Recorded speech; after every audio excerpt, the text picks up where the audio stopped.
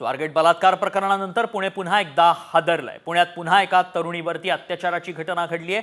पुण्यातील भारती विद्यापीठ परिसरात ही घटना घडली आहे। या तरुणीची काही दिवसांपूर्वी सोशल मीडियावरून एका तरुणासोबत ओळख झाली।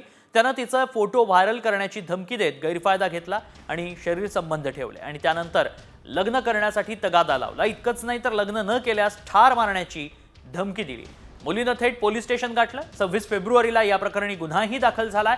मात्र गुन्हा दाखल झाला तेव्हापासून आरोपीवर कुठलीच कारवाई झालेली नाही असा आरोप तरुणीनं केला आहे।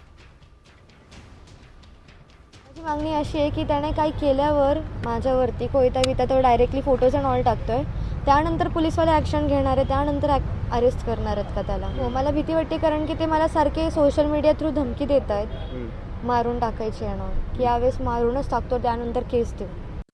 सिंहगड पोलीस स्टेशनला 00 नंबरने गुन्हा दाखल झालेला आहे। त्यामध्ये बलात्काराचा गुन्हा दाखल करून आमच्याकडे तो वर्ग करण्यात आले आहे। त्यानंतर 26 फेब्रुवारीला भारती विद्यापीठ पोलीस स्टेशनला तो गुन्हा वर्ग करण्यात, त्याचा तपास महिला अधिकारी यांच्याकडे देण्यात आले।